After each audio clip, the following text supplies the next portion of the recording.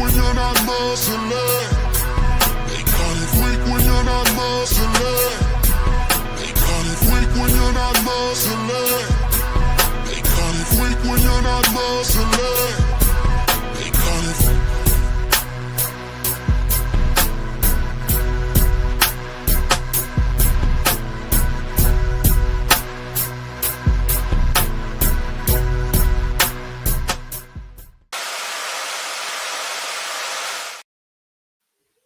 Hey, sports fans, this is Robert with WTP Sports Dudes here live for another edition of Across the Board.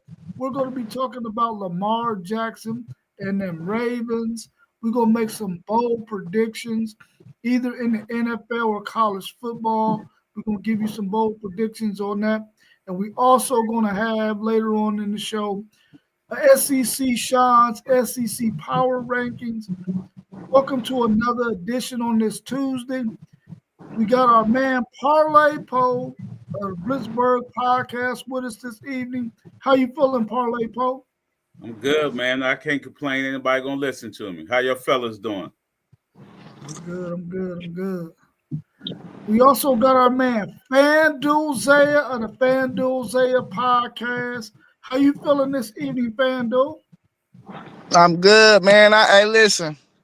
I can't get this Money Long song out my head. You know, she was like, after you, I probably would never ever love again. I feel like it's love in the air, but y'all know what it is. We back with another banger. We also got our man SEC Sean with us this evening. How you feeling this evening, SEC Sean? We're doing pretty good today. We got a lot to talk about tonight. We get some stuff rolling here. I mean, we got some hot topics going tonight. Oh, for sure. Well, let's argue then. Let's go. I'm gonna argue with you all the time. Hey, listen, he argues with everybody all the time. This dude arguing with a brick wall in the background. Let's get into this first question, man. And it looks like my questions are gone. Oh, snap. I got them. Erased off of there. Wow. Well, let's get post game in here real quick, and then we'll get to those questions. Some of them erased somehow. Probably went there messing with stuff. I ain't touched nothing. Don't blame me. The post game 86 podcast. How you feeling this evening? Feel marvelous. How y'all doing, man? It's good to be up here with y'all once again. Yeah, it's good to see you in here, post game. Good to see you in here. The first question we got on the table is Lamar Jackson and the Baltimore Ravens are 1-3. What is the possibility that they can turn this thing around? They played some really, really good teams early in the season. Will they be able to turn this thing around and possibly make the playoffs? If they sweep conference play, they got to win all the conference play. The advantage is that conference is not good this year. I mean, it's a down year for that. I mean, and he's hurt too. Didn't he hurt his hamstring? Yeah.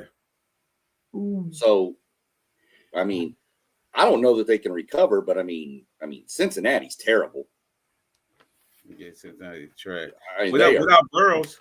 Oh yeah. With Burrow, that's a whole different team. But yeah, with Burrow out, they're done.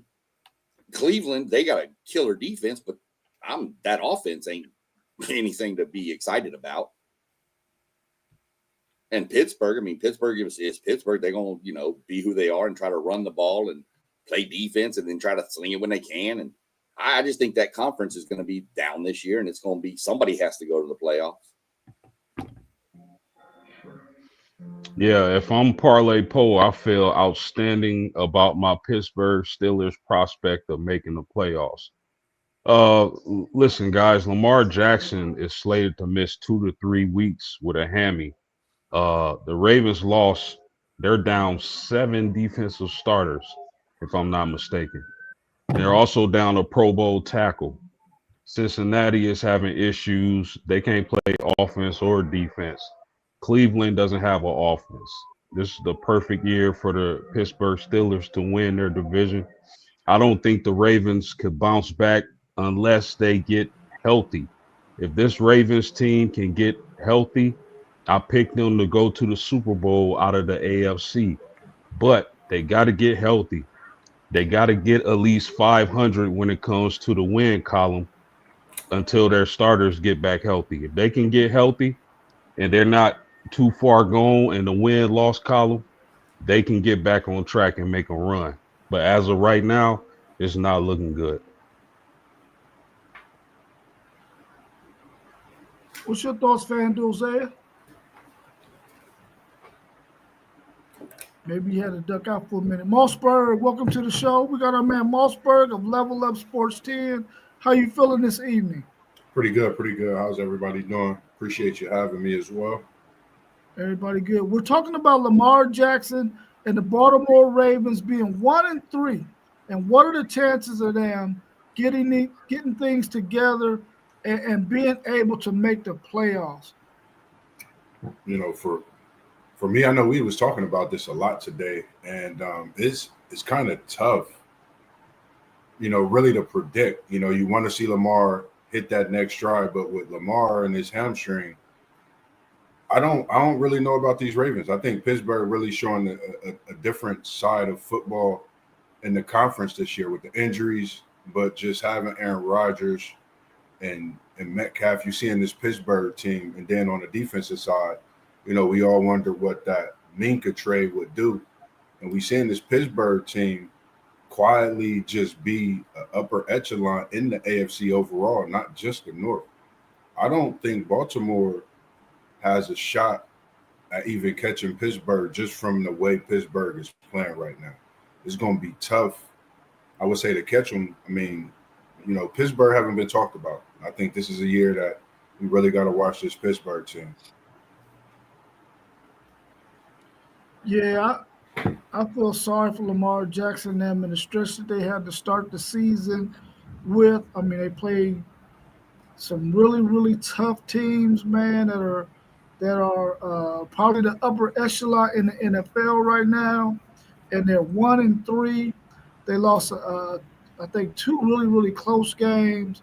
Kansas City sort of put it on them Sunday, but without Lamar Jackson, if he's going to be out 2 to 3 weeks, they're really going to be in trouble because they can fall to 1-4, 1-5 very, very easily. You don't want to get in a situation where you got the Pittsburgh Steelers at 3-1, and the way we know that Pittsburgh Steelers are going to win games is they're going to play defense and they're going to run the football. They're going to limit your possession, and if they can get a 4 or 5 game lead over Baltimore, which is probably the other team that they're going to be in this race with for this for this division, because Cleveland, they have no offense. Joe Burrow's out. The only team I think right now that can get them some trouble is probably the Baltimore Ravens, but without Lamar, I don't think so. They can't fall behind the Steelers 4 or 5 games, man, or it might be hard for them to win that division and possibly make the playoffs. So hopefully Lamar can get healthy and they can get a couple of cupcakes on their schedule, like maybe my Tennessee Titans, and then maybe they can go ahead and make some moves. Yeah, see, they got the problem that Kansas City had. You know, when you like an upper echelon team in the NFL to start the season off, they give you that hard schedule, man. You know, they had a hard schedule to open up the year, but I think they still gonna make the playoffs. I see 10 wins on their schedule still. I think they probably split with Pittsburgh, and then the only other tough games for real maybe be New England and the Rams is on there, but everybody else, I would think they could beat them. Okay. Another question we had in there is, what's your over and under 0.5 coaches getting fired after this week in college football? You taking the over or you taking the under on 0.5 coaches being fired after this weekend in college football? After this weekend, I'll take the under.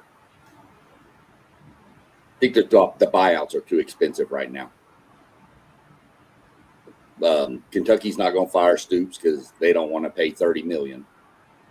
Napier have a big buyout. Freeze has a nice buyout. I've heard talk about Brian Kelly. His buyout's massive. So I don't see it happening this week. It doesn't do you any good to fire him this week. So you might as well, at this point, you might as well let the season play out. Yeah, I'm gonna say under too. Under the 0.5. I don't think nobody gonna get fired this week. I ain't gonna lie to you real quick. When I saw that question earlier, I didn't see the point in front of the 5, and I said 5. That's under. Yeah. Then I saw it was 0.5. I was like, okay, that's a little harder. I was thinking maybe 1, just because of the fact that the situation with Napier, and then you think about the buyout. That's just the biggest thing, for me. Like them buyouts is pretty huge, but I mean, the world we living in today, if Texas put it on, I was saying in the chat, I think you never know, man. If Texas come out and put a beating on them in a swap, I think it's a lot of questions that they really going to have to look at when it comes to Florida. That's a premier school who people really want to see back to the prominence of football. That's just my thoughts. I mean, the over-under on 0.5, that's really difficult, man. Rob, that's a great question because there are some coaches on the hot seat, but for many reasons, one of the reasons being financial, like SEC Sean just mentioned. You might as well wait till the offseason. But I could see a scenario similar to what Notre Dame did to Arkansas. If Texas goes into the swamp, y'all play them on the road, right? Yes, sir. They go into the swamp, and Florida gets Swiss cheesed up, like it's sort of like what Notre Dame did to Arkansas. Then man, I can see them being like enough is enough, and that be the one. So we'll see. Yeah, I think I'm gonna take the under as well. I've been pushing that Napier wasn't even going to make it to the Texas game, but he did, which sort of is a sign that they're probably going to hold on to him. I don't know how likely it is that teams would already have let a guy know, listen, we're letting you go at the end of the season, but we want you to go ahead and finish this thing out. Is that likely? Does that happen? No, not this early in the season. If that happens going into the last game or two, if it ever happens, and I don't even think it happens then. Because at that point, that coach ain't going to care. He's going to tell all his kids or whatever. They're going to know it's going to get out to the media, and now it's out anyway. Yeah. And, so I don't see it. I mean, I've seen coaches know they were leaving and continue to coach, like in the bowl games and stuff. But I don't see a team. If somebody told me I was fired, I'm not going to keep coming to work. Yeah.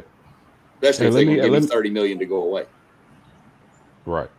Rob, do you know who Wisconsin plays this week? Yeah. Yeah, they got Michigan. Yeah. Wisconsin. Okay. Luke Fickell could be in danger because if they let that Michigan ground game run wild and it's a beating, I could see them firing Fickell. We'll know by 3:30. Oh, that's some good talk too. When you said that, yeah, because I looked at the schedule and it wasn't many games, but it was some interesting games. And that Michigan Wisconsin was one that I had looked at as well, and I'm glad you mentioned that post game. Is this a week where Michigan is actually watched by everybody, and we really see what this Michigan team is about? I know I get hounded about being a Michigan fan, but it's FSU. But I just like how they play football. You can't negate seeing the team get better amongst what they've dealt with over the years. So for me, I'm in tune to see what Michigan do at home and how Underwood throws the ball and how that rushing attack can be this week. Because quiet is kept, Michigan is playing some great football. I think we do need to give Parlay Poe and his Wolverines some credit about that as well. They just Not yet. winning games. Not yet. I'm gonna Not give yet. y'all enough credit. Not yet. They should have played like that against Oklahoma. Come on, let's continue with the questions because I'm about to get hyped. Yeah, about to get Fed said under. He said Maryland's coaching a dude from Vandy. Maybe he's not talking about Vanderbilt's coach. As soon as the season is over, y'all think Maryland's coach? He must be talking about somebody else because Vandy's coach they undefeated. He ain't about to get fired. Maybe that's a typo on his part. He ain't getting fired. There's talk of he may leave. He may leave and go somewhere. Like he may else. get offered that Florida job. Oh, okay. Who? The Maryland's coach? No. Vandy. Clark Lee. Oh, Clark Lee. coach. Okay. Yeah. I would not be surprised if at the end of the season, Florida gets rid of Napier, and that's probably their first phone call. Yeah. You think so? You think that'll be their first phone call? Why not? Look, it's in the SEC, and he built Vandy. The best comparison I can give is he came into the Big Ten and he built Rutgers into a competitive team and knocked off Ohio State at a time and surprised some other people. People are going to be looking at him to hire him because he took a team that's a perennial bottom feeder and at least made them competitive with an eighth of the resources all them other schools got. Yeah, that makes sense. They just built a new stadium. It holds like 35,000 or something, I think. That's new. Michigan holds 100 and something. A&M holds 100. Texas holds 100. They got like 30. Yeah, for sure. Let's tackle this next question then. Now that we're in conference play, who has the easiest schedule to a conference championship game?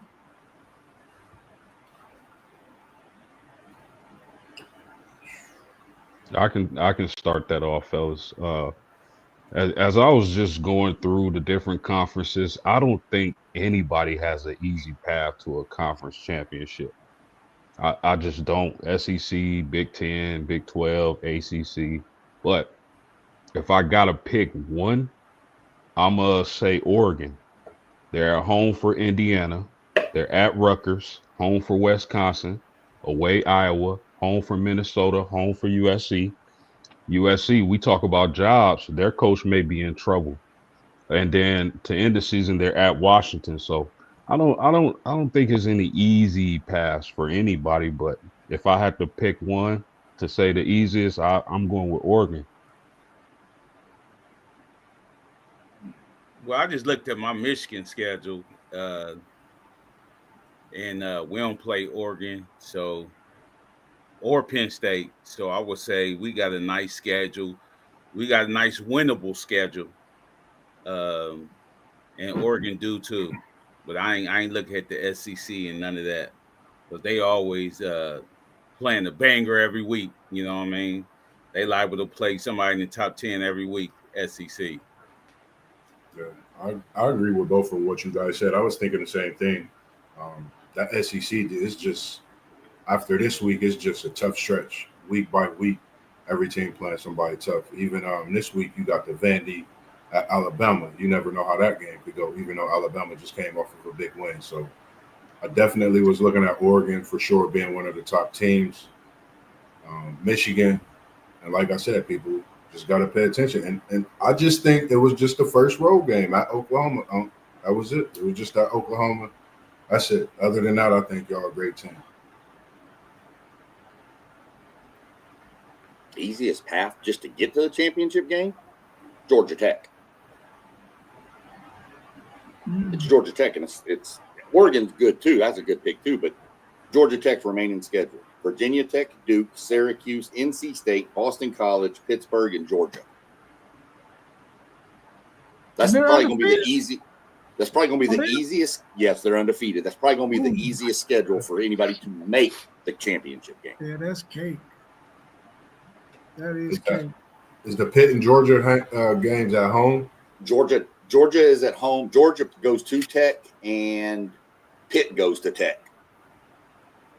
They are at home for Virginia Tech, on the road at Duke, home for Syracuse, road at NC State, road for Boston College, and then home Pitt in Georgia.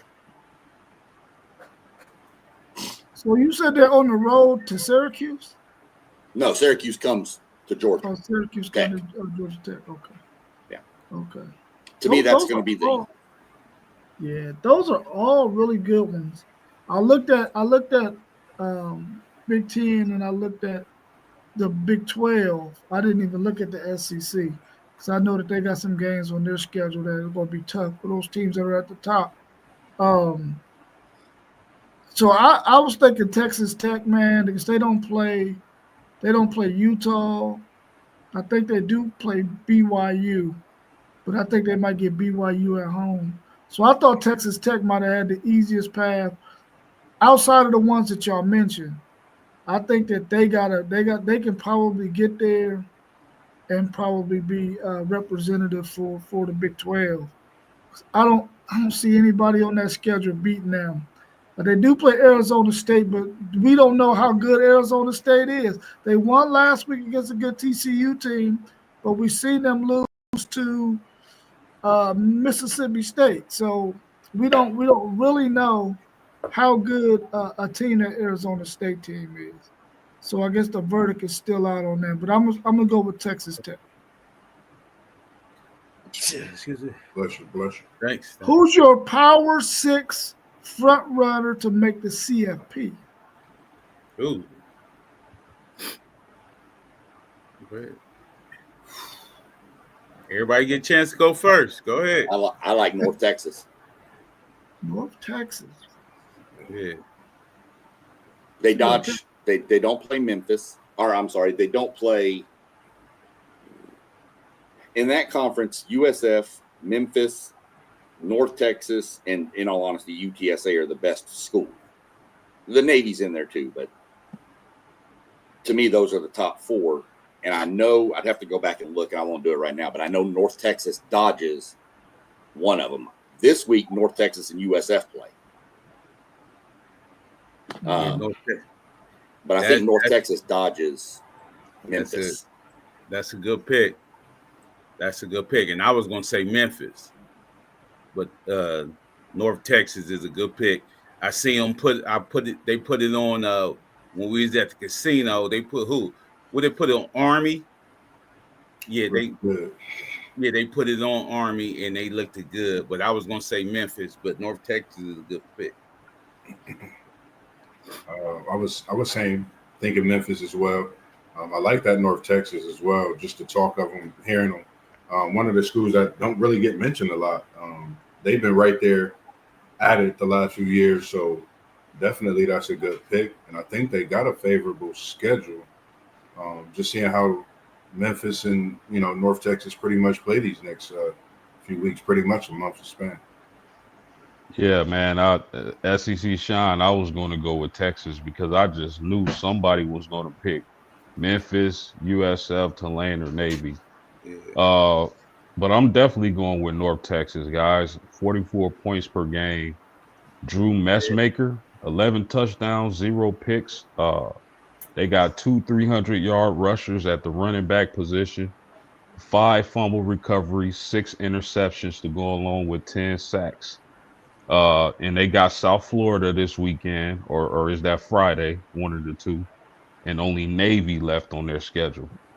And their head coach has been getting a lot of buzz, man. His name has been mentioned for the Oklahoma State job. So I'll go with North Texas also. That game's Friday, by the way. North Texas, UTSA is Friday. But see, they get their 2 toughest games that are left, them and UTSA back to back, and then they get Navy's on there. And don't sleep on Navy. But I just like their schedule better than the other people.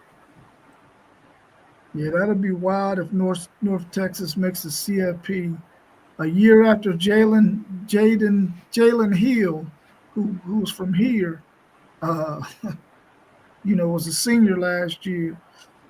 He's done moved on to greener pastures, I guess. It will be messed up if they make it and he's no longer on the team because he graduated last year. North Texas has always been sort of moving in the right direction. That's a really good pick.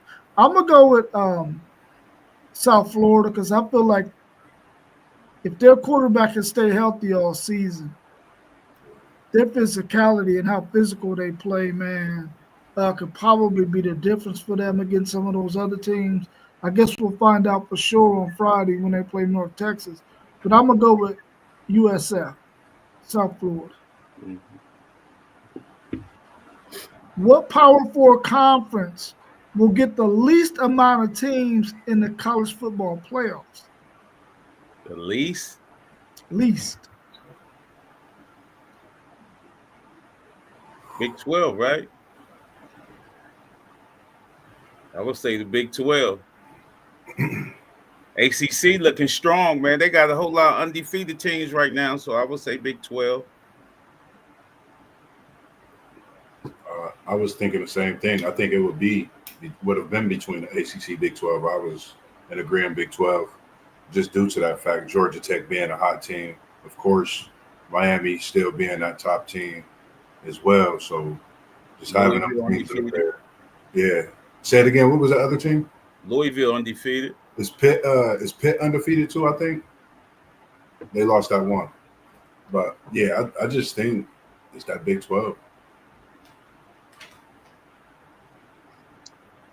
Yikes.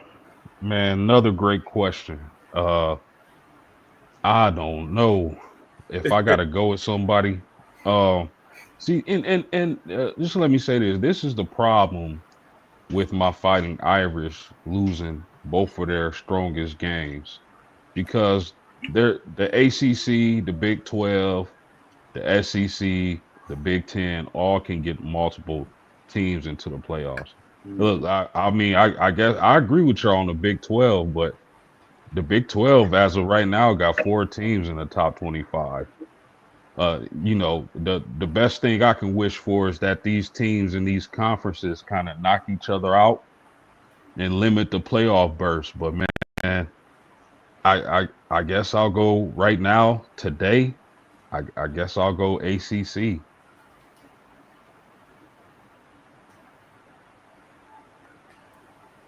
It's I was leaning AC.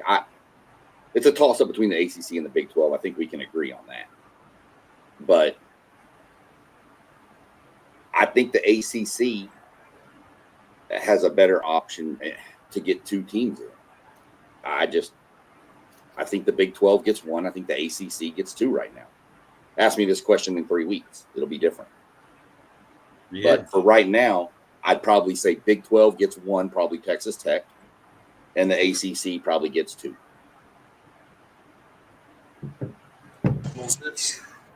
FanDuel's there trying to come back in. I'm gonna go with the Big 12 as well.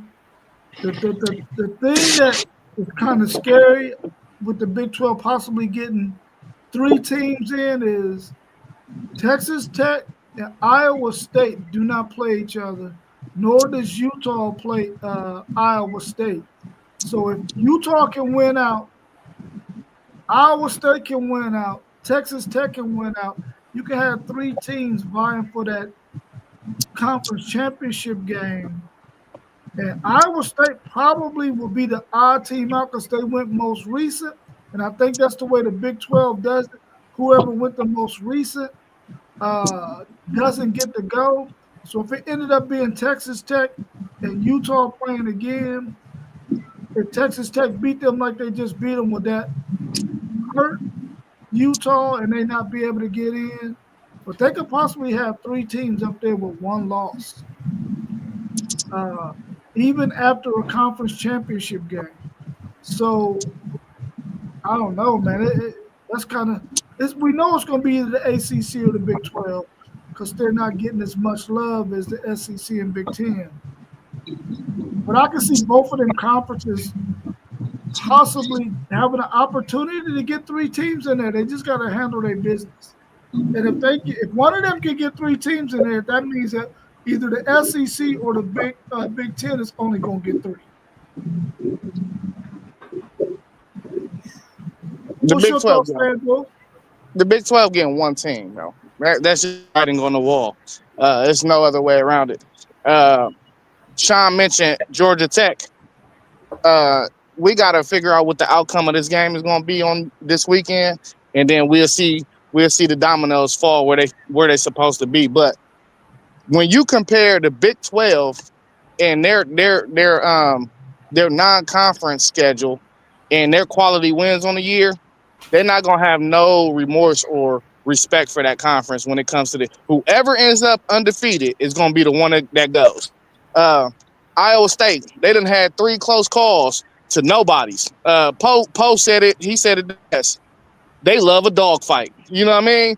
They ain't gonna give them no respect if they undefeated at the end of the year. They ain't play nobody. Nobody like they played nobody. So you go into the conference championship, you lose that one game. I mean, that's all it wrote for real right there. And I think the ACC is next. They got 2 teams. I see no other version of this playing out. Now I can say this too though. This might be, depending upon how this game goes this weekend. If I see Florida State winning this game and they drop a game, and then I don't know, something happened to Georgia Tech, I could see either the Big Ten or the SEC getting 5. This is one of them years I could see one of these upper echelon. Well, really Big Ten or SEC, not one of these upper echelon, but I could see one of them conferences possibly getting 5, or even a 4-4 split where they both get 4. So, but Big 12, man, it's not bad as the ACC was last year, but they don't have like no clear cut team that you look at like almost halfway through the season. You be like, they can play in the playoffs. You know what I mean? They can actually play in the play outside of Texas Tech. It's not another one though.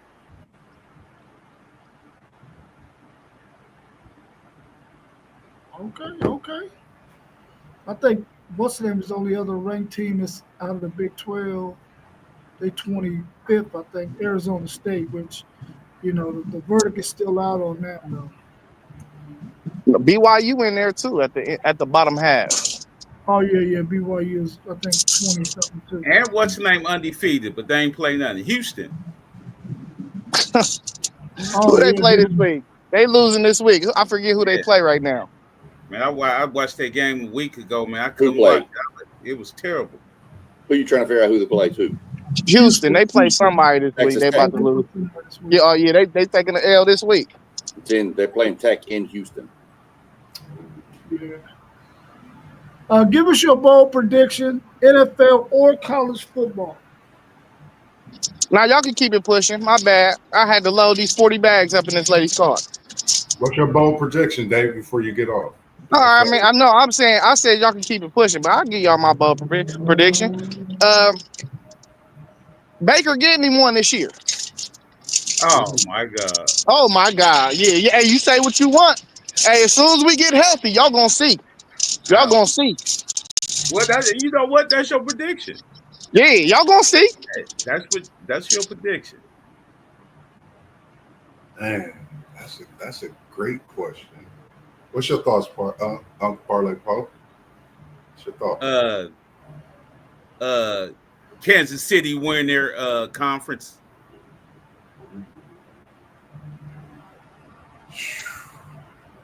Man, That's a good one. man, Now that's a good one. like now you got me making predictions. That's a great one. I'm gonna go with bold prediction. I'm gonna just say Cincinnati, and I'm gonna just say it because everything going on. Since it's a bold prediction, makes the playoffs. Cincinnati makes the playoffs. Oh, That's very bold. that's a homer pick. But I think with a bold prediction, I would say,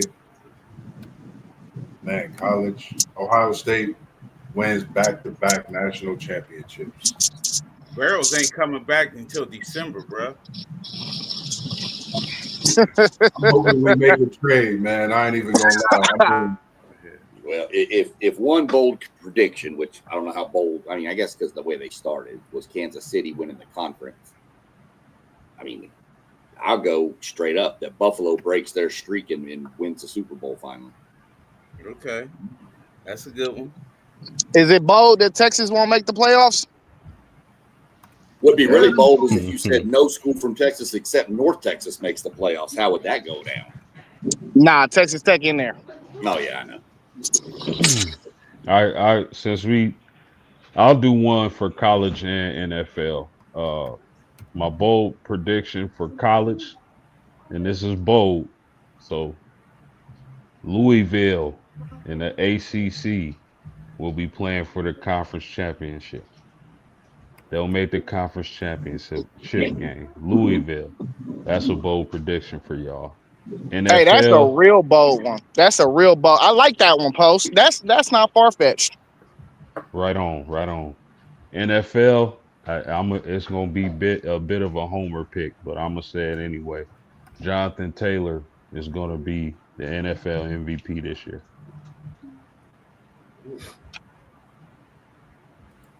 I'll throw you a quick college bold prediction. This is my prediction. This is for this weekend's game too. Vanderbilt beats Bama at home by 2 scores. Oh, Whoa. Ooh, that's real bold. yeah. You said what? What did he say? You heard me. I said Vanderbilt beats Bama by 2 scores. Oh, look, I mean, is it that bold? They beat them last year. Yeah, they Yeah, beat but- them last year. Yeah, but they did. Yeah, but That was in Vandy though. This is at Alabama. yeah, that's what I'm But saying. Money That- Manziel on the sideline. bruh, with Jam Miller back, I don't think that's gonna happen, bruh. Jam, different. Jam, They lost one of their starting linebackers too, though. Bama did. Okay. Yeah, everybody get hurt. You know what I mean? Next Yeah. man up. They I got got 5 Bobby a stars. kid. That's kind of a homer thing because he just reminds me of Johnny Manziel. Yeah. That dude just runs around like they got his hair on fire or other parts. Hey, Rob. Yeah. SEC Sean been in the SEC a little bit longer than you, so I could hear his hatred in his voice when he say that. You know what I mean? For sure. Y'all don't even let me claim SEC yet. Just y'all said it's too soon. Too soon, huh? I ain't got no skins on the wall yet. But I ain't claiming the Big 12 either. Bold prediction. I'm Bold just thinking prediction. of You got to claim SC 12. SC 12.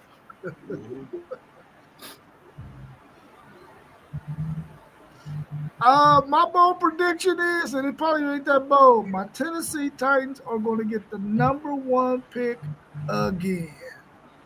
Oh yeah. Hey, that's zero bold. Yeah. That's 0 bold, right? man. Yeah. Hey, y'all got to get used to Rob cheating the assignments, man. You know, he lost the bet. He wanted to real the script Ohio shirt. He always cheating the assignments. Bold Hey, listen. I learned it from you. Any other bold predictions y'all got out there? Deion will be leaving Colorado. I don't know to where, but he's going to probably end up in Florida. That's what I'm about to say. He better make his way to the swamp. He has to leave Colorado, right? He has to leave, right?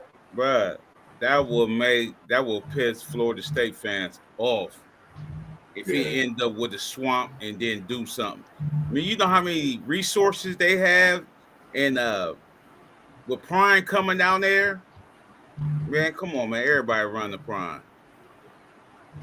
Yeah, Bold- that would be bold kind of like a prediction. cheat code. Yeah. I'm gonna say Penn State. I don't know. I was thinking about this earlier. Penn State don't make the playoff. Ooh. Bro, listen, that's a real possibility, though. Like, if they do not beat Indiana, they are not making the playoffs. I don't see no other way around it. It's bold based on where they were ranked in and how they've been ranked, but Like it's extremely possible. That Indiana, you right, Zay, is the swing game. yeah. That's like an elimination game for those two. And I actually Yeah, got Indiana winning that game. Man, I officially don't believe in Franklin. I'm talking. I didn't believe in, but now I really don't believe in him. Like, I'd be sad if I was a Penn State fan. It's a big game coming up. You know, like Because you ain't even trying to get ready for it. You already know. like the odds of winning is crazy though. If you know it's a big game, the odds of winning is crazy. Let me ask y'all a question, because I've thought about that Penn State Oregon game. Could it be that Oregon is just great and Penn State just ran into a better team? It always can be like that, Man. But you got to put Franklin in. Franklin's name always got to be in there. No. I'm not trying to make excuses or put them off the hook. I'm more so giving credit to Oregon, because when I looked at that game and I watched that crowd and that environment, I thought to myself, man, how many teams could have came in there and won that night? Post game. This is what me and Moss was arguing about in the chat earlier. You know, I'm like, bro, they just lost to a better team. That don't mean that they're not playoff worthy, bro. Like, and when it comes down to it, that's why I said if they lose to Indiana, they out, because they're not gonna beat us. I just don't see them beating us. But that third loss in this Indiana, yeah, they're gonna leave them out. Cause you ain't gonna have no win on your schedule that they gonna respect. Yeah. Yeah, I was trying to give Franklin the benefit of the doubt, man, because I thought maybe he understood the assignment. But for them to go and do what they did again against Oregon, we've been talking about this for 2 years on this stream. Why doesn't this guy throw the football down the field? Now, he had one successful throw down the field. Why don't they do that more often? Even if you don't complete it, as long as teams know you're not even going to attempt it, that your play calling is going to be so daggone conservative that you ain't even going to try it, there's no way you can win like that, man. You're not Michigan, bro. You cannot run the ball and play good defense and think you're going to win and not have a passing game. They're not Michigan, bro. They can't do that. And you're supposed to have this all-world quarterback, Drew Aller, who's been your starter for 3 years, and you barely let this dude throw the ball over 20 yards?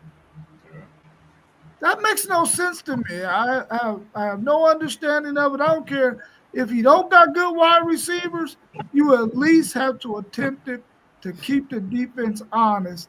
And for 2 years, this guy has not done it.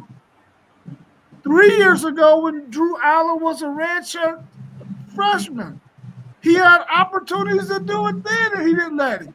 Then come last year, he didn't do it. And then again this year. There's no way, man. There's no way. They might have to really consider thinking about firing him. I don't know who they're going to get to replace him, but they're going to have to really consider firing him, man, because he's what? 2-18 in conference against top 10 opponents. In conference, you 2-18. Now, of course, half of those is probably Ohio State, and the other half is probably Michigan. But if you can't get past those two, and now you're showing you can't get past Oregon, you got to change it up, man. You got to get somebody else, man. And I'll try to give Franklin the benefit of the doubt, but I can't give him the benefit of the doubt no more. They might as well go ahead and find somebody else to take over that program. And not to mention, they've been getting slaughtered in the state of Pennsylvania for the top recruits to Notre Dame. Yeah. What's your thought? I was thinking to ask you this question, Parlay Pro. Just if you're a Penn State fan and you seeing your team go through what they're going through, can't win the big game, like you said, you wouldn't even be getting up for it. You wouldn't be ready for it, type of thing. How would you feel? Would you look at, like WTP Sports Dude said, look at possibly getting rid of Franklin? Because that's my thoughts. I think it's a lot of coaches that should be on the hot seat at the end of the season, possibly. But if they get rid of Franklin, Noah's going to be the head coach. If if they get rid of Franklin. I think they priming him up for that. But ain't no way you got Drew Aller still looking like a robot, man. He still looked like a robot out there, man. They should have once they changed their defensive coordinator, they should have got a offensive coordinator to go with Drew Aller's strengths. They got Singleton. They got the transfer receivers in there. I don't think you need somebody. You can't keep doing the same plays, throwing behind the line, stuff like that. You know what I mean? Their RPO looks so slow, man. I'll be looking at their RPO. It looks so slow. I'll be like, that's not an RPO, man. It ain't fast enough. You know what I mean? Like, yep. So what's your thoughts on that, SEC, Sean? What's your thoughts on this one? I don't know. I mean, I guess Franklin, his seat's got to be getting warm. That's for sure. I know that Missouri ought to send Penn State a check for picking the wrong quarterback because Purbulla looks a lot better than Aller does. So that's a fact. You know, I mean, Purbulla's skill set seems to fit more of the Penn State offense, in my opinion. You know, so, you know, but I mean, a lot of coaches have picked the wrong quarterback, a la Hugh Freeze, picking Jackson Arnold. So if Franklin can't, his seat has got to get warm or hot. You can't keep beating up on all the cupcakes and losing every big game that comes your way. Eventually, they're going to get tired. You're going to have to go. yeah, seat warm, man. Seat been warm. I mean, the fans got to be calling for his head, man.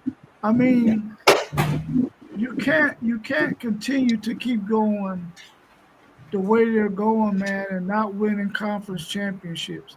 I know Ohio State is great. I know Michigan is great, but you can't allow a newbie to come in and win your conference, and you've been there forever trying to get over the hump, and you haven't done it.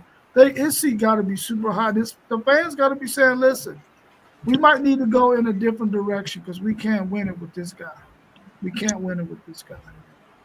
Hey, but biggest concern is like, where's the development? Like, it ain't even like the play calling. It's like, bruh is missing the middle throws. It's not even the downfield for me. It's the NFL throws is 10 to 19 yards that he missing. Yeah. And he's been with that staff for how long? Well, Kotelnicki Aller? got there in 2023 post. So his whole career, basically. Yeah. What is he? Wow. 3 starting years. He's been his offensive coordinator, right? Yeah. Yeah, I don't know. Do y'all think Drew Aller is going to be a first-round pick? Nah. I never thought that. I don't know. I never understood what the so-called professionals or whatever you want to call them was so high on Aller. I just never saw it. Yeah. How you high on a quarterback that don't throw a deep ball in the NFL? That's my. I'm gonna tell you what's gonna happen, man. He's gonna have his private sessions. They're gonna look at this dude's size, the prototypical quarterback size. They're gonna have him thrown on air, and somebody's gonna fall in love with this dude, and he gonna mess around and get drafted in first or second round, man. Mark my words. It only take one team. Fall in love with him. It only take one team. I believe it. A lot around the country, a lot of the scouts think Mendoza gonna be the first one off the board now. And where's he at? Indiana. Oh, okay. Okay. That boy deep ball. Well, let's get into our last part of our show tonight. We're going to go with SEC Sean's SEC Power Rankings. I'm going to drop his bottom 4 in the chat. He got number 16 Arkansas, number 15 Kentucky, number 14 Auburn, and 13 Florida. What's y'all's thoughts on that? How does that look to y'all? Do y'all think SEC Sean is onto something? It looked good to me. So you got Arkansas, the last team in the SEC. Yeah, It's been Kentucky forever. yeah, it's been Kentucky. I think the way Arkansas quit, they just flat out quit against Notre Dame. Notre Dame was going to beat them anyway, but to get beat like that team quit, and you could see it on their face. They didn't even care about playing. Once they got beat down like that, the whole second half, they could have just turned the clock and let it run like they do in high school games. But that team's just quit right now. I don't know how they're going to respond under Petrino. I don't know. So that's why I put them behind Kentucky for now. That's the only way Kentucky was going to get off this list was by Arkansas. Yeah, I don't like Florida and Auburn in this group. I like them in the group above, and I like two teams in the next group to drop down. Let's see. Yeah, I could figure out which two you'd want to drop down. I was about to say, I think the same thing. I think What two you like, Zay? Tell us what two. Yeah. I like Auburn and Florida in the group above to go to the group above, and then I guess I'll wait for unless y'all want me to tell y'all the two teams I drop. It'd probably be Mississippi State, South Carolina, if I know. Absolutely. That's what I was thinking the same thing with you. For me, I'm keeping Mississippi instead of bringing Florida up because of the situation with how Florida's really looking. South Carolina, and it's like what you gonna get out of South Carolina? That's my thing. I think Mississippi State, I like them over, South Carolina, even though they next to them right here. But I would swap Auburn and South Carolina. Just me. I think Auburn playing a little tougher at times and had a little bit of a better chance in South Carolina. Just my opinion.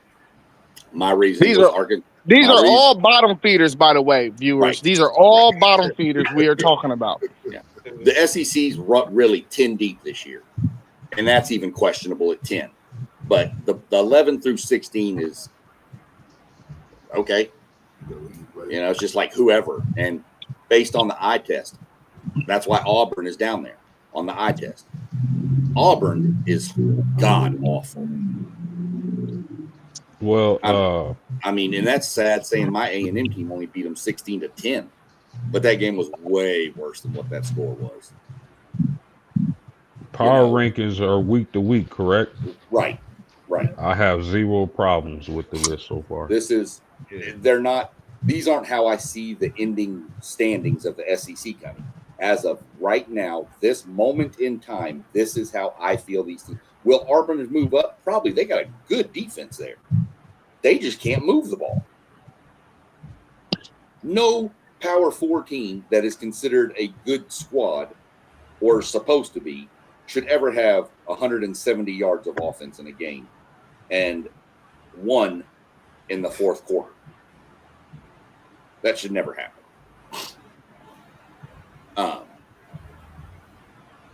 And to be go ahead. No, you go ahead. I was just going to move up to the next ones, but go ahead and put them in there in comments. Okay. If you want. So 12 through 9, you got South Carolina at 12. 11 is Mississippi State. 10 is LSU. And 9 is Vandy. Yeah. SEC Sean, LSU was up at 1 or 2 last week. 2 last week, all the way to 10 in your power rankings. What made you do that? I know they were on the road and they lost. They lost to a good Ole Miss team. They don't look right. Something ain't right there. I don't know what's going on inside that team. That offense is awful. The only reason they're not the worst offense in the league is because Kentucky and Auburn are there. It's bad. It's hard to watch. If you've watched an LSU game, tell me you can do the whole game watching that offense. You can't. You're getting up and leaving. They're bad. So until they fix something, which I hope is about a month and a half down the road, but that's just where I see them. I mean, their defense is good. I mean, I know you gave up 34 points, but again, Ole Miss is a really good team. So I dropped them all the way down to there. That's just where I feel like they slot in right now. South Carolina. What are you going to get from Lenora Sellers every week? That's what it's going to come down to. They beat the brakes off Kentucky, but so does everybody. Mississippi State. I just put Mississippi State there because I kind of think it's a feel-good story.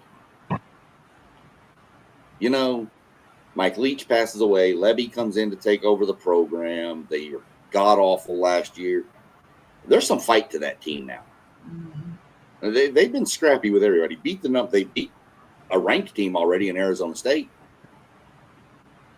And they gave Tennessee all Tennessee wanted and then some. So to me, that's where I like Mississippi State right now, just because of the feel-good story. They'll fall because I think you're going to see something really nasty happen to them this week when they come to College Station. I think A&M's offense is going to try to prove a point. I think A&M's going to try to prove a point on offense and try to hang as money as they can on them. Yeah. I'll tell y'all what's wrong with LSU. I'll tell you what's wrong with LSU. Why he got them falling so far? It's Brian Kelly, man. This dude. I mean, it's you look at his win totals and you think, okay, this is a solid coach. He'll get a program to where 9-3, 10-2, but he won't do better than that. I can't wrap my mind around the fact that he had Jaden Daniels, Malik Neighbors, Brian Thomas, and they lost 3 or 4 games that year. I don't care about the defense. If you say, oh, the defense was bad, that offense should have been overwhelming everybody. So that's my thoughts on that. That's the year Daniels won as a Heisman still, right? Yeah. Yep. Yeah, dang. And it's crazy because they come out the bye week. LSU, they play South Carolina, then they at Vandy, Texas A&M, at Alabama. Might as well say that's a bold prediction. LSU may not make the playoff, but it's a question about this LSU team. I've been trying to figure out as well with that offense. It's crazy to have Noose, and I like Noose. He's one of the guys I talk about a lot, but just not seeing this offense move is different. As good as that defense is, they get tired. So, yeah, the only thing I'd change about this list is I slide LSU to the next bracket, but I'll take somebody from your first bracket and drop them down to that bracket. All right, so we'll be at 5 through 8. Next teams. Okay, we got 8 through 5. We got 8. We got Texas, 7 Tennessee, 6 Georgia, 5 Alabama. What y'all think about this set of 4? See, nothing wrong with it right now. I slide Texas to 5. It's the same teams though. The group is right. I'll slide Texas to 5 though. Who you got at 8 then? Everybody will just move back a slot. Okay. I'm almost wanting to put Bama ahead of Missouri, switch Alabama and Missouri. No. But I kind of like it how it is. I haven't seen Missouri. That's the only thing. But I'm gonna have to lock in. Yeah, I've been hearing a lot of noise about them, so I'm gonna have to lock into them. I left Texas at 8. That's where they were last week. They were on a bye. I just let them sit idle right there. We haven't seen what we've seen out of Texas hasn't been really good. So I'm not going to hurt them for being idle, but I'm not going to promote them for being idle. Let's see what they do this weekend, and then we'll reagree again. That's why you have to do these weekly. You have to do power rankings weekly, or else there's no point in doing it. Well, I'm just aligning how I would rank them with how I did my playoff bracket. I get it, And and that's 100% right. I mean, I didn't have Texas in the playoffs, so makes sense. Yeah, Yeah, exactly. I don't It's got no supposed issues. to. My bad, Rob. No, I would say Sean's supposed to have left Texas out of the his college football playoffs. Yeah, Aggie. Yeah, he's supposed to. that's right. Yeah, if y'all slaughter Florida, he gonna move y'all down. No. I want them to slaughter Florida, and then if Napier gets fired, that team's going to quit, and they're coming to A&M the week after. So yeah, go in there and do it. Pull a Notre Dame, Arkansas on them, please, by all means. I don't know, man. Sometimes when you get that interim head coach, he put some juice into your program. You better be nervous about that happening. It happened. do, It happened they a couple play of years harder. ago. It happened They a couple play harder, years ago man. at Auburn when we played Auburn, and they had fired their head coach, Yeah. and they had one of their old, I think, running backs took over the interim coach. And they couldn't run the ball all year, and they ran it down our damn throat. That was when they had Cadillac Williams on the sideline with them. Yeah, he took over the interim, and they ran the ball down our throat like we'd never seen a rushing attack in our life. Facts. So I hope Texas don't go in the swamp, think they just gonna run over Florida. Yeah. They going to the swamp, man. Yeah, It's the swamp. It's still the swamp, man. That Florida team, it's still they got some issues, but that team's been in every game. Yeah, it's still the swamp, man. Yeah, I don't think Texas. I don't think they're gonna go in that game cocky though, bro. They know they had real stuff to work on after week one, and we can say they've been looking bad, but they ain't played nobody for us to say they looking good. But they look better than what they did week one. You know what I mean? True, but yeah, and that's true. So, like I said, they didn't play. I couldn't move them. I just left them alone. You know, Texas understands that. Listen, we already realized we're gonna have to win ugly. 17-13, 17-14. They already know they're gonna have to win ugly because they know that their offense is not where it needs to be or where they thought it would be. But they know their defense is really, really good. So you're probably going to see Steve Sarkisian, if in the first quarter they can't get off to a decent start, you're going to see him totally change up how he does things. He's probably not going to ever go fast. He's probably going to take his time and pick out plays that he knows is going to be able to get him some first downs. Going against this Florida team is very, very good on third down.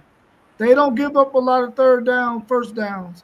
And so Texas is going to have some troubles because they got offensive issues. This game is probably going to be a low-scoring game. I wouldn't be surprised if neither one of these teams made it to the 20s and Texas just wins a really, really ugly battle because they just have a better defense that day because Florida has some banged-up guys on their defensive tackle position and a guy in their secondary that's banged up. Because of that, Texas might be able to find some leeway in there with their offense, and it's going to be raining. So that's the great equalizer right there. So do you know this is going to be an ugly game, man? It's going to be raining. Game. It's going to be raining. I'm about to say because Legway he ain't shy about throwing it deep. Yeah. I'm talking about he'll throw it deep and it be like incomplete or whatever interception, but he gonna throw that thing. Yeah. Then it's it's at the swamp, like you said, Parlay Poe. Florida might be that team. I think even with a lot of other teams that when they play that defense as good as they do, sometimes you get tired, but you can have them offensive struggles. Your defense just get tired. So this might be a game where we calling Florida off, but they in the swamp, like you said. It's a tough place to win, and you never know. I'm definitely going to be tuned into the game, and just a lot to talk about with this game as well this weekend. Yeah. Well, what did y'all think about this last group, the top four? At 4, we got Missouri, 3 Texas A&M, 2 Oklahoma, and 1 Ole Miss. Man. Whoa. It look good too. Yeah. Ole Miss. I don't know Go ahead. about. No, let Sean explain why he got that. You know what I Yeah. mean? Ole Yeah, Miss. I mean, undefeated, 3-0 already in conference. Just beat LSU, who last week was number 2. mm-hmm. It only makes sense. Oklahoma had them 3 last week. Not dropping them, not raising them. I mean, I raised them 1, but I didn't drop them. Even with Mateer's injury, didn't drop them. Let's see them play. As of right now, to me, they've earned the number 2 spot in a power ranking. I've got A&M 3. We're undefeated. Got a good road win. It's looking even better now if Notre Dame keeps winning. And we know our defense stepped up like it should last week, so I moved us up from 4 to 3. The only thing that fell out was number 1 was Georgia, and I dropped them down because of the loss. And I put Missouri in because I'm not too sold on Missouri's passing attack yet, but good Lord, that running attack is in. That outside zone offense is crazy. Yeah. The way those dudes run it. So that's why I've got Missouri 4. To me, they've earned the 4 spot in this week. They're undefeated. You know, the 4 teams are undefeated at the top. That's where I've got my 4. Just looking at it, man, it's crazy because each one of these selections in the groups, we kind of talked about a team possibly not making a playoff. But only thing I had, of course, was the Alabama-Missouri switch. But it seems like Missouri is legit. It's a good top 4, man. I mean, great top 4 as we see the way it's playing now. So, I mean, minus the Mateer injury, I think Oklahoma may be the team to play with their quarterback hurt. I think the way their defense has been playing overall, and they really found the identity offensively, I think it's fit for the quarterback to just come in and manage these next few weeks for Oklahoma to stay at top of this SEC standings, rankings, and even in the top in college football. So just my thoughts on that. I mean, you can almost guarantee that 1 and 2, real quick, just to interject, 1 and 2 are probably going to stay the same next week. Just because I think Ole Miss is on a bye this week. And I think Oklahoma is on a bye because, no, they play Kent State. So, yeah, they're on a bye. The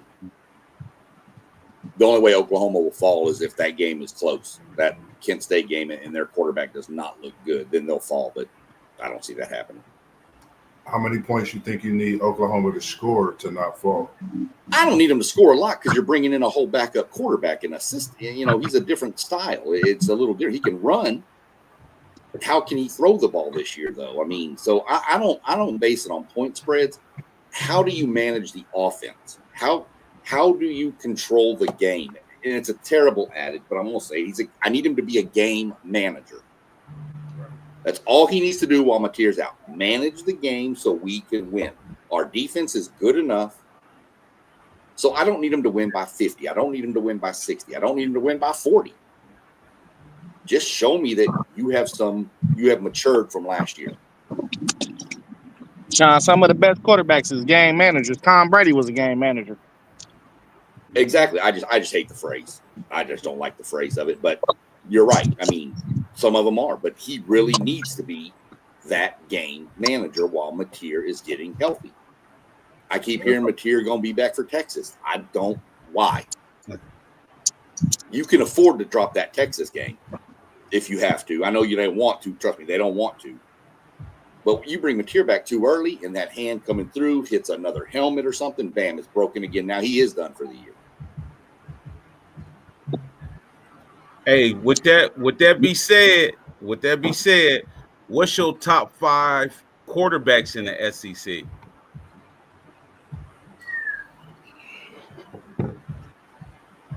Number 1, Pavia from Vandy. He's just dynamic. As of right now, based on what we've seen this year, probably got Mateer 2, maybe 3. Ty Simpson. I think Ty Simpson has come on a lot for Alabama. So it's 2 and 3 right there. One, and you can make a case 1, 2, and 3. But I'd probably go Pavia, Simpson, Mateer.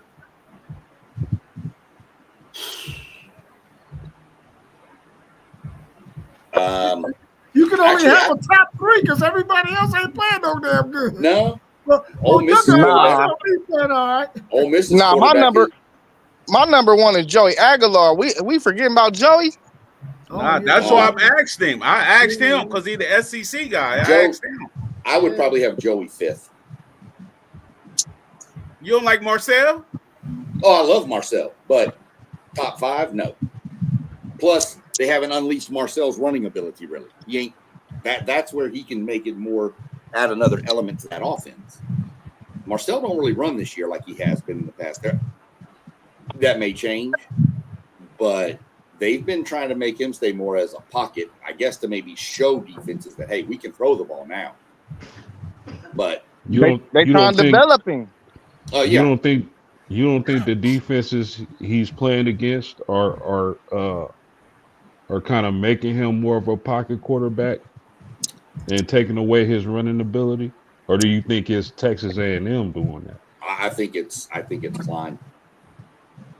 I think the fall off between the way Colin Klein likes to run an offense, the fall off between Reed and Miles O'Neill, who is the backup. O'Neill is your prototypical more of a pocket passer. He's not going to run. But Colin likes that mobile quarterback. If you get Reed hurt, now your whole offensive identity has to change.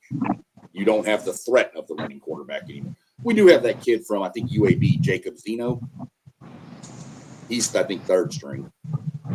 But to me, I mean, I would probably go Pavia, Simpson, Mateer. I don't even remember who I said 4th, but Aguilar would probably be 4th or 5th at least. He's in the top 5. He's just not 1 or 2 in my book. But yeah, Reed, I think A&M told him. We'll see this weekend because Mississippi State likes to sit back in a lot of like cover 3 to take away your outside and your deep and your explosive plays. We're going to see what happens this week because if they leave the middle open, Craver and Concepcion are going to torch Mississippi State. So we'll see what they want to do. Like I said, where we're sitting this week, week 5, we'll see what week 6 makes changes to it. Man, so Pavia, Simpson, Mateer, I had Pavia, Aguilar, Mateer. and Reed is your 5. No. Reed's not in my top 5. So who the 5th? Pavia, Simpson, Aguilar, Chambliss from Ole Miss. Oh, okay. And Aguilar, right? Yeah. You said Mateer 3, right? Yeah. Okay. Yeah. Mateer is not going to make it a whole season, man, if they keep running in the football like that. No, and they won't. But based on what I have seen up to this point, if you want me to power rank the quarterback, now if you just want a straight up ranking, I'd probably tell you Reed is probably a top 5 quarterback in the SEC. But based on what we've seen so far, that's where I'd go with. But I do like that Chambliss kid from Ole Miss. He looks good. Yeah, he looks good. That guy's not getting his position back. Once he gets back healthy, No. Austin that Simmons. Guy's not getting his position back. No. And everybody says Simmons is going to transfer, but that doesn't make any sense because Chambliss, I think, is done after this year. He doesn't have another year left. Oh, no, he might transfer. He got like a 4.3 GPA. Who? Austin Simmons. That's what I'm saying. I think Chambliss is done, though, after this year. So Simpson would go back to being the starter. So I don't think he's going to transfer. It was a 1-year rental. I think so. Yeah. Anything else y'all want to talk about before we wrap up? Y'all want to know? Here's a debate question. You don't have to do it tonight. We can put it in for another show. Which quarterbacks cost himself the most money in the NFL, Nussmeier or Klubnik? Definitely Klubnik. I was about to say Klubnik, man.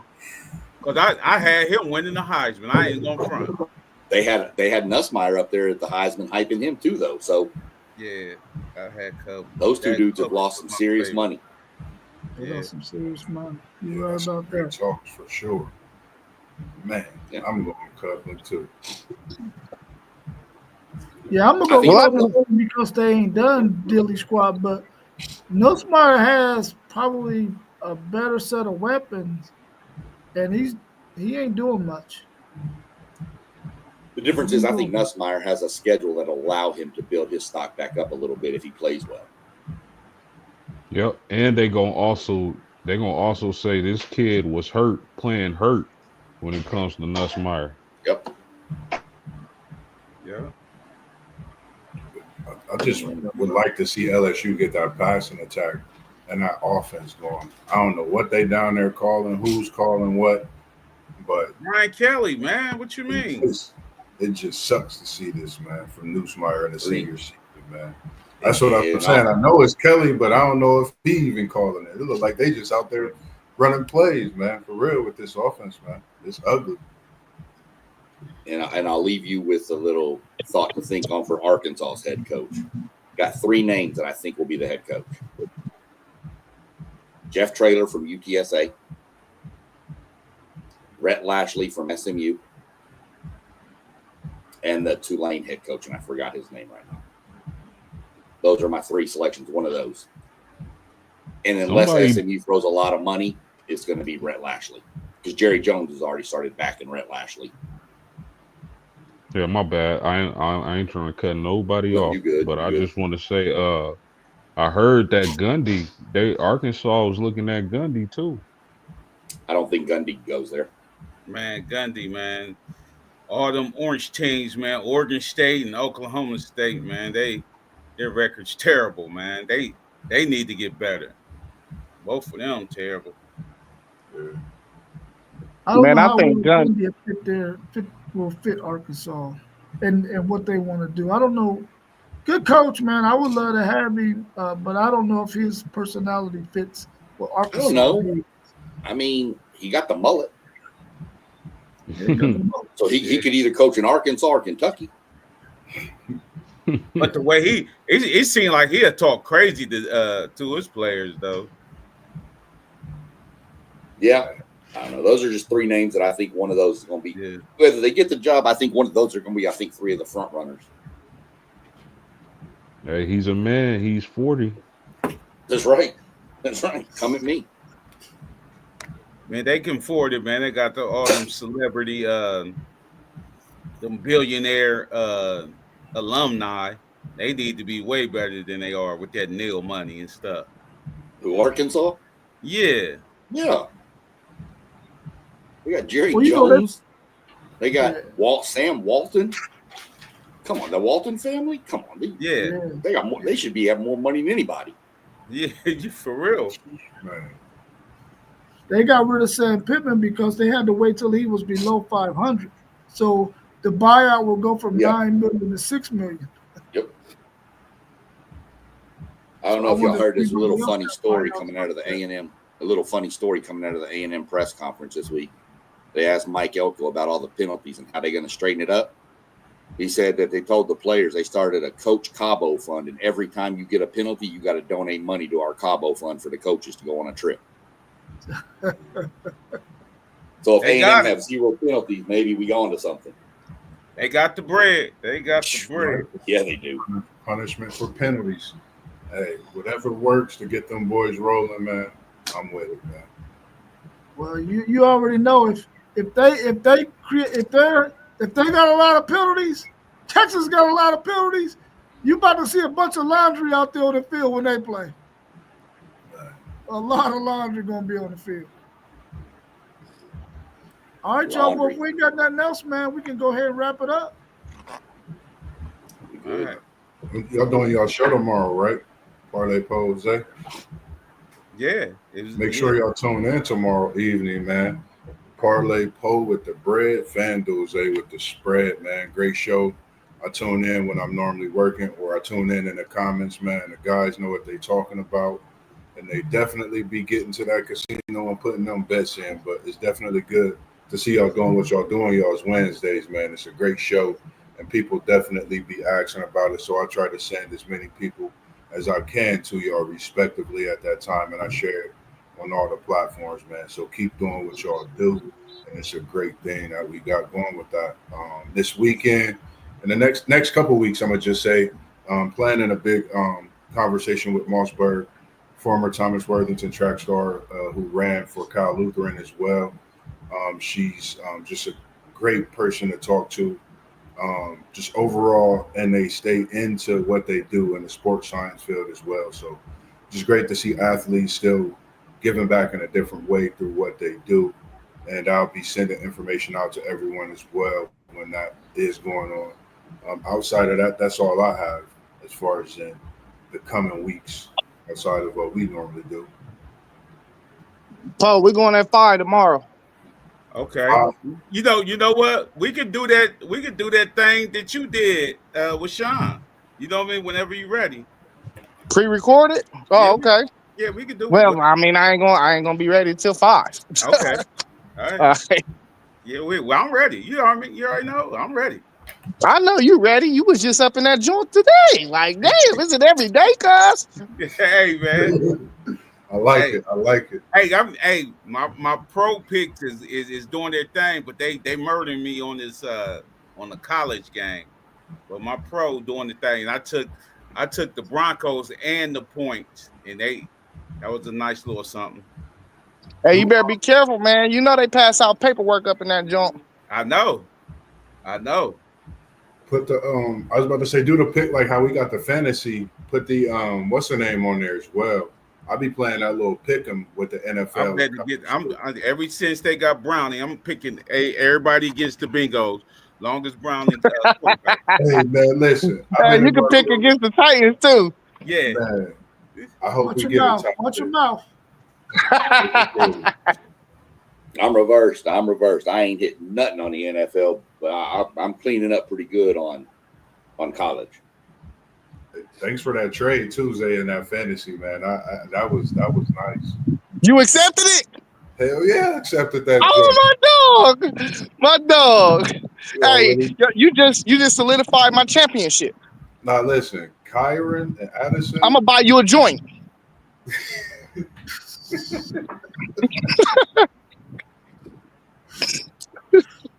Zay All right, be going wild. Who y'all got this week, Paul? Y'all got Wisconsin. Yeah, we got Wisconsin at noon. Who y'all got, Mossberg? Come on, man. You know what time it is. Oh, y'all got Miami. Y'all got Miami. We back with another banger. Everybody gonna be watching this again this weekend. What, 7:30? 7:30. The Buckeyes play Minnesota same time, so we gonna compete with that Big Ten network. But no, yeah, they said we got it. They said we got a trap game this week. They said this last week though. Nah, they ain't gonna be on at the what's the name ain't gonna be on at the casino. Yeah, and I know that, but the Buckeyes at the casino. Yeah, them Hurricanes ain't gonna be on at the casino. Trust me. oh, Yeah. Who y'all got SEC, Sean? We got Mississippi State, 6:30 Okay. on the SEC network. It's our blackout. It's the first time they're ever, from what they showed today, A&M is going to eliminate everything and paint their entire end zones and everything black. yeah, it's Ooh, that's gonna be hard. They're going for a straight. I don't know if they're going to do the whole field, but I know the end zones are going to be like black with no like Texas A&M written across them, and they're going to be in their all black jerseys. That's gonna be hard. You're about to murder them. 7:30 SEC network. Yeah. And who y'all got post game? We got Boise State at home. Ooh. I think Melissa Graham going to that game.